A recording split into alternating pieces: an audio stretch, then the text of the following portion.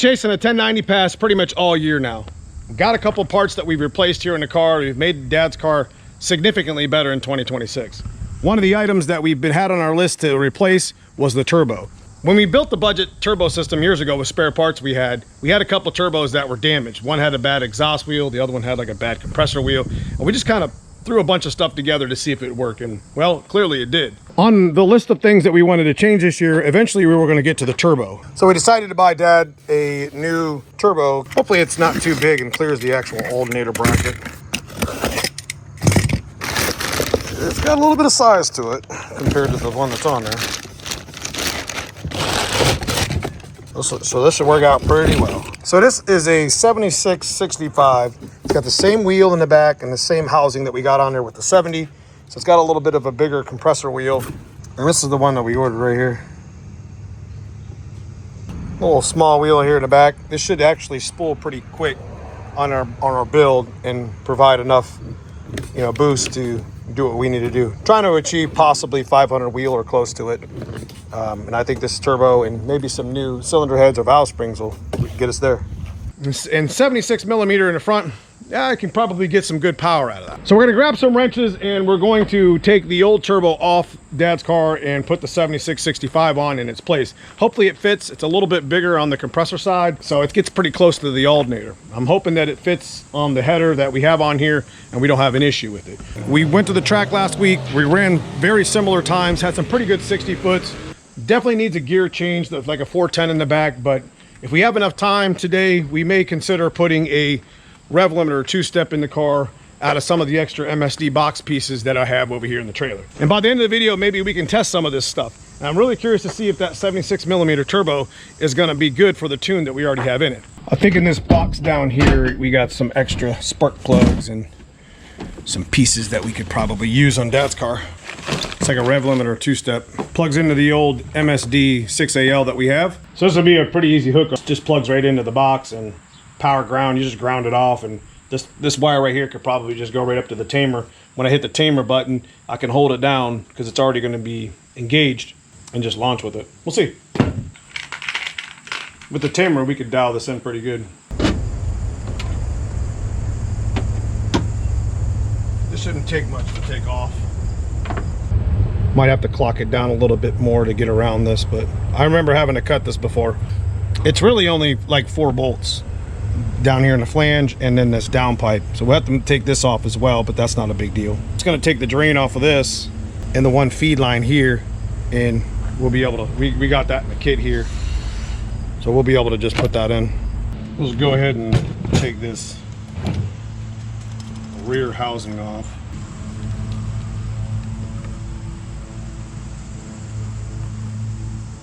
Yep, 65. It's a small housing too, the 0.68. So this will spool really good for stock bottom end stuff. It's really good if you're doing like an entry level, you know, it'll spool quick. You know, at the higher RPMs, it does start to back pressure quite a bit. 0.81 housing seems to be one of the better ones that we've used too over the years. Go ahead and pull this one out too. We gotta clock this anyways. It says it usually has a gasket on it, so you gotta be careful. See? It's been smashed, so that's not good. 7665. But the reason why I took that turbo apart, not only to measure it, was because I have to clock it a certain way so the oil feeds at the top and the drains at the bottom.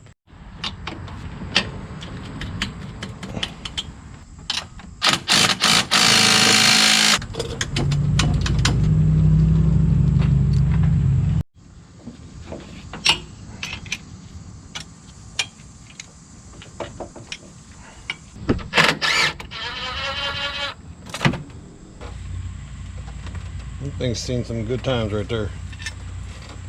Now we'll go ahead and clean this surface off real quick, and we'll start setting the new turbo back in here to make sure it's going to clock and clear this. But like I said, man, this thing was put together with spare parts. It's not even right here, but whatever. It worked out pretty good. We'll take it apart and check it out. So we'll go ahead and mock fit this, trying to get this clocked. We'll mark everything up, and you can see how close on the alternator I'm talking about. There's really no room for adjustment for the most part, but I got it clocked down a little bit further over here on this, which is fine. Otherwise we wouldn't be able to clear. Should work just fine on the charge pipe. Fits pretty good though. But we'll go ahead and get everything bolted back down and fire it up. Shouldn't take too much longer. Pretty easy swap. Take it for a ride here in a little bit. Hopefully it matches pretty well with the tune. We'll know when we go wide open throttle. Long as the AFR gauge reads in the 11s somewhere, I probably won't need to go back and tune much of it. Maybe a little drivability. Okay, we got the new housing installed. I had to wait a few hours, had some errands I had to run, but we're gonna go ahead and get the front of the turbo installed. And hopefully by the time we pick up the camera again, we're gonna be firing the car up. So, all right, we got everything hooked up here and it's ready to fire up. So we're gonna give it a first fire for the first time and see how this 76mm runs.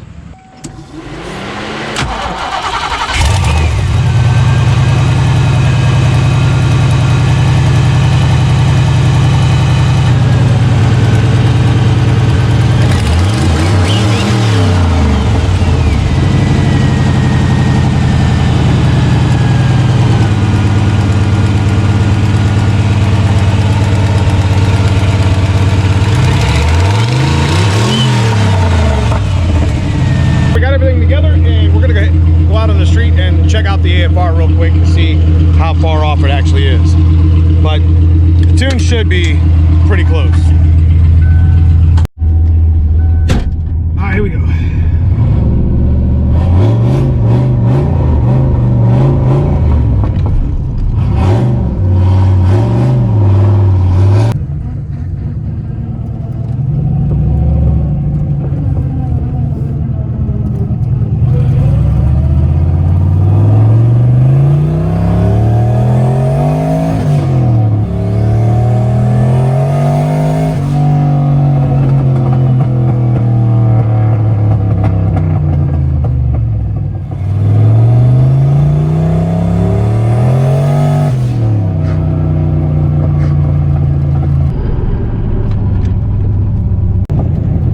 GoPro shut off. I got an SD card that's full. We're gonna go out here and make a hit, and I want to get a wide open throttle.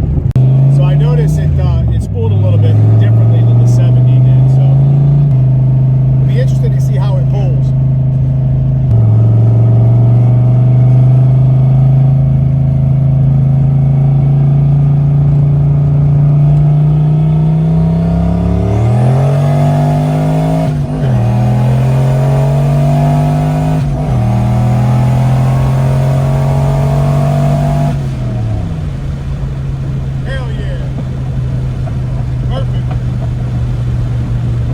After that pull, the car ran really good. We thought the tune was pretty spot on. We were almost out of fuel, so we had to go get some. Made a couple more pulls past that, noticed a little bit of breakup at the higher RPMs. So we're gonna head back over to the dyno, try to tune this turbo in a little bit, but if it continues to misfire or have breakup at the top, possibly the distributor, or maybe it's exactly what we keep ignoring, the valve springs.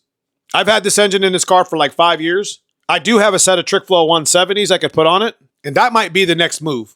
But one way or another, we're going to get this thing dialed in, and it's going to run really good.